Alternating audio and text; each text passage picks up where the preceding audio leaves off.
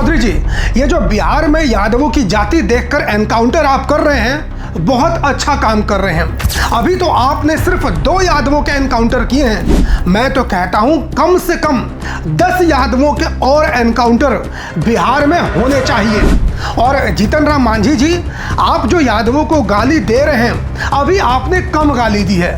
मैं तो कहता हूं कि आपको और आपकी पार्टी के नेताओं को और भी ज्यादा यादव जाति के लोगों को गालियां देनी चाहिए।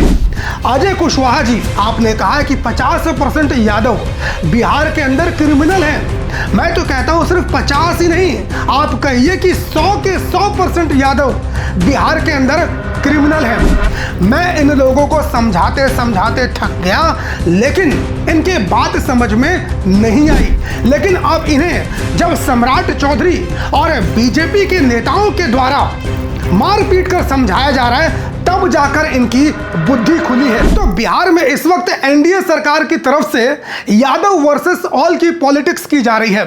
लगातार बीजेपी नेताओं की तरफ से यादवों को गुंडा, माफिया, जमीन पर कब्जा करने वाला यादव क्रिमिनल होते हैं, यादव जाति का एनकाउंटर किया जाए, इस तरह की चीजें बिहार में इस वक्त चल रही हैं। आज जो बिहार में यादवों के हालात हैं, उसके जिम्मेदार कहीं ना कहीं यादव समाज के लोग खुद ही हैं।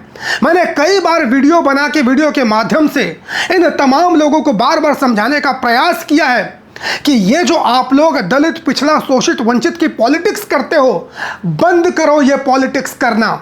लेकिन इन लोगों को बात मेरी समझ में नहीं आती थी। ये लोग मुझे गालियां देते थे और मुझे भाजपा का एजेंट बताते थे।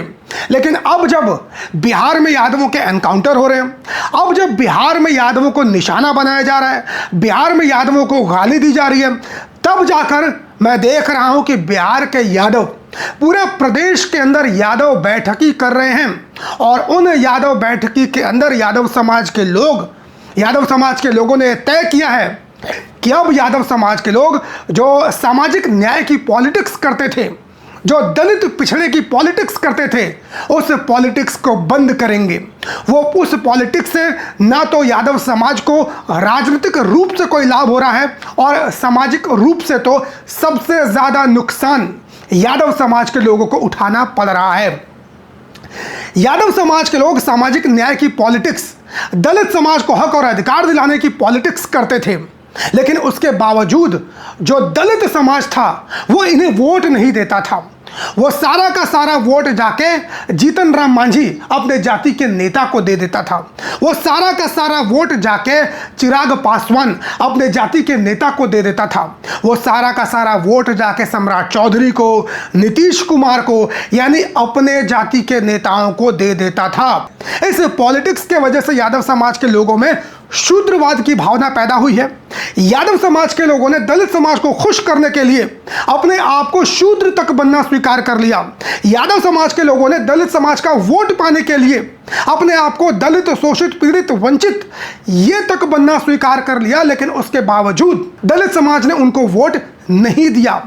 और अभी भी जब भी कभी किसी भी दलित समाज के व्यक्ति से यादव समाज के किसी व्यक्ति का कोई विवाद हो जाता है, तो दलित समाज का व्यक्ति तपाक से कहता है कि तुम हमें आंख दिखाओगे, अब देखो मैं चुनाव में तुम्हें बताऊंगा, तुम्हें कोई भी दलित समाज का लोग तुम्हें वोट नहीं करेगा। और जैसे ही यादवों के सामने इस तरह की बात कोई करता है, तो यादव समाज के लोग सीधे पैरों में गिर जाते हैं, हाथ पांव जोड़ लेते हैं और कहते हैं अरे नहीं माई बाप, आप हमें वोट दे दीजिए, हमें वोट नहीं देंगे तो हमारे पापा तेजस्वी और अखिलेश मुख्यमंत्री कैसे बनेंगे। इनका तुरंत फटके फ्लावर हो जाता है। जैसे कि तेजस्वी यादव और अखिलेश यादव को मुख्यमंत्री बनाने का सारा जिम्मेदारी इन यादव समाज के लोगों ने उठा रखा है। यानी वोट पाने के लिए यादव समाज के लोगों ने अपने स्वाभिमान, अपने सम्मान, हर चीज से समझौता कर लिया। और बार बार यादव समाज के लोगों को यही बात बोल बोल कर चढ़ाते हैं। और यादव समाज के लोग बेचारे उनका कुछ भी नहीं बिगाड़ पाते हैं। और यदि किसी ने कुछ कह दिया तो उनके ऊपर SC/ST एक्ट लग जाता है। मैं बार बार आप सभी लोगों को कहता हूं कि इस तरह का तंज, इस तरह का ताना और इस तरह की धमकी यदि कोई आपको दे कि हम चुनाव में तुम्हें देख लेंगे, तुम्हारे समाजवादी पार्टी को, राष्ट्रीय जनता दल को वोट नहीं करेंगे, इस डर से तुम लोगों को चुप होने की जरूरत नहीं है, बल्कि यदि पहले तुम लोगों ने उसे 2 गाली दी थी तो अब 4 गाली दो और कहो कि जा, तेरा वोट हमें नहीं चाहिए। यादव समाज के लोगों को अपने जाति का मुख्यमंत्री बनाने का मोह त्यागना पड़ेगा। लेकिन मुझे खुशी है कि बिहार में जब से सम्राट चौधरी की सरकार बनी है, यादवों का एनकाउंटर कर रही है, यादवों को गालियां दे रही है, उसके बाद जाकर यादव समाज के लोगों की आंखें खुली है। और इन यादव बैठकियों के अंदर यादव समाज के लोगों ने अब तय किया है कि वो दलित पिछड़े समाज की पॉलिटिक्स करना बंद करेंगे। और एक और नई चीज़ इस यादव बैठकी में निकल कर आई है कि यादव समाज के लोग और संवर्ण समाज के लोग यादव संवर्ण एकता बनाने का प्रयास किया जा रहा है। मैं समझता हूं कि ये बहुत अच्छी पहल है। आप लोगों ने दलितों के साथ एकता बनाकर देख ली। पिछले 20 से 25 साल से आप लोग सत्ता से बाहर हैं। एक बार यादव और संवर्ण एकता बनाकर भी देख लीजिए। मैं कहता हूं लेकिन इसे राजनीति से आप लोग जोड़ने का काम बिल्कुल भी मत कीजिए।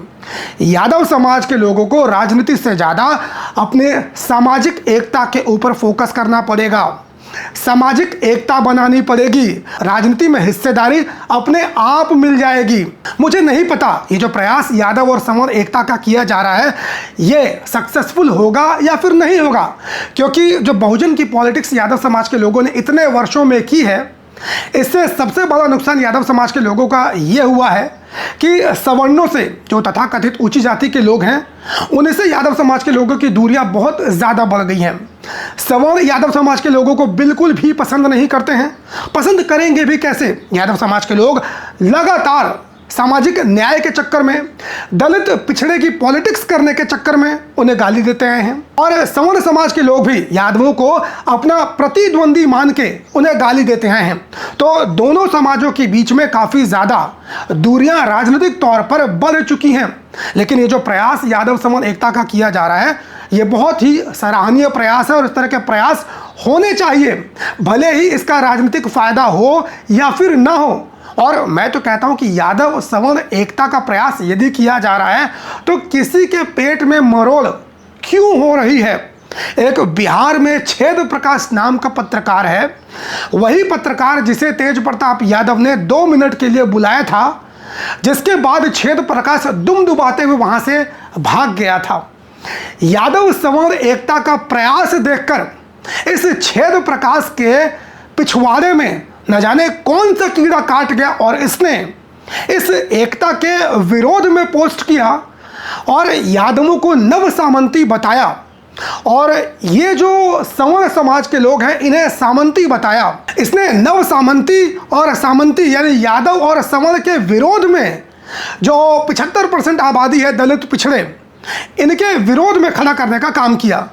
लेकिन मैं इस छेद प्रकाश से पूछना चाहता हूं कि यादव और संवर्ण एकता हो रही है, इससे तेरे पिछवाड़े में दर्द क्यों हो रहा है? और इसमें यादव समाज के लोग या संवर्ण समाज के लोग कहाँ बोल रहे हैं कि वो दलित पिछड़ों के विरोधी हैं? यादव समाज के लोग यदि सवर्णों के साथ एकता बना रहे हैं और सवर्ण समाज के लोग यादवों के साथ एकता बनाने का प्रयास कर रहे हैं, इसका ये कहाँ मतलब है कि वो दलित पिछड़ों से नफरत करते हैं या फिर उनसे विरोध उनका रहेगा? इससे पहले यादव समाज के लोग दलित पिछड़ों के साथ एकता बनाते थे तब तो तुझे बड़ा मजा आता था, लेकिन जैसे यादव समाज के लोगों ने सामाजिक रूप से यादव और संवर्ण एकता का प्रयास किया है, तेरे पिछवाड़े में इतना ज्यादा दर्द क्यों उठने लगा है? तू क्या चाहता है? दोस्तों, ये छेद प्रकाश और छेद प्रकाश के जैसे और भी जितने दलित समाज के लोग हैं, ये पासवान जाति से आता है, मैं आप लोग को बता दूं, खुद ये वोट चिराग पासवान को देता है, अपने जाति के नेता को देता है। लेकिन यादवों से ये चाहता है कि यादव समाज के लोग दलित पिछड़े और सामाजिक न्याय की पॉलिटिक्स करते रहें, दलित पिछड़ों को हक और अधिकार दिलाने की पॉलिटिक्स करते रहें। कभी भी दलितों से जुड़ा कोई मुद्दा हो तो यादव समाज के लोग उनके सम्मान, उनके मान सम्मान की रक्षा करने के लिए लाठी लेकर खड़े रहें। और मुकदमा किसके ऊपर होगा? मुकदमा यादव समाज के लोगों के ऊपर होगा। जेल कौन जाएगा? जेल यादव समाज के लोग जाएंगे। और फिर जब चुनाव आएगा तो इसकी जाति के लोग किसको वोट देंगे? इसकी जाति के लोग जाएंगे और चिराग पासवान को वोट देकर आ जाएंगे। ये चाहता है कि यादव समाज के लोग कभी भी सत्ता में ना आए और ये चाहता है कि यादव समाज के लोग हमेशा इनके लिए लाठी लेकर खड़े रहें और सवर्णों से लड़ते रहें। आखिर यादव समाज और सवर्णों की दुश्मनी है क्या? देखा जाए तो यादव समाज और सवर्णों की कोई दुश्मनी कभी रही ही नहीं है।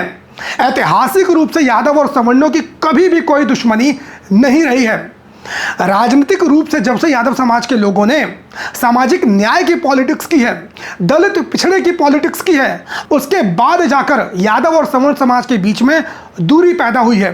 दोनों सोशल मीडिया के ऊपर एक दूसरे को गाली देते हैं। हालांकि जमीनी स्तर पे अभी भी यादव और सवर्ण समाज के लोगों के बीच में इस तरह की दूरी देखने को नहीं मिलती है। जबकि दलित समाज के लोग सवर्णों को दिन रात गालियां देते हैं। दलित समाज के लोग हिंदू धर्म को दिन रात गालियां देते हैं।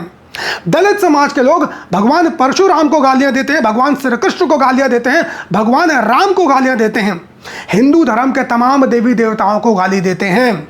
लेकिन उसके बावजूद जब चुनाव आता है तो ये लोग बीजेपी के साथ जो इनके जाति के नेताओं का गठबंधन है उसको वोट दे देते हैं। लेकिन यादव समाज के लोग यदि यादव समूह एकता का प्रयास सोशल मीडिया के ऊपर कर रहे हैं, इस जैसे छेद प्रकाश दलित जाति से आने वाले पत्रकारों के पिछवाड़े में आग सुलगने लगती है। बाकी दोस्तों, यादव और समूह एकता का जो प्रयास किया जा रहा है, इसके बारे में आप सभी लोगों का क्या कुछ कहना है? कमेंट करके अपनी राय ज़रूर दीजिए। और मेरे चैनल पर यदि आप लोग नए हो तो इस चैनल को ज़्यादा से ज़्यादा आप लोग सब्सक्राइब कीजिए। मेरे फेसबुक से जुड़ने के लिए डिस्क्रिप्शन में आप सभी लोगों को मैंने लिंक दिया है, उस लिंक के ऊपर क्लिक करके आप लोग मेरे फेसबुक से भी मुझसे जुड़ सकते हैं। मेरे इंस्टाग्राम से जुड़ने के लिए डिस्क्रिप्शन में आप लोगों को लिंक दिया गया है, उस लिंक पर क्लिक करके आप मुझसे इंस्टाग्राम के ऊपर भी जुड़ सकते हैं। बाकी मुलाकात करता हूं किसी और वीडियो में, तब तक के लिए बहुत बहुत धन्यवाद। जय हिंद।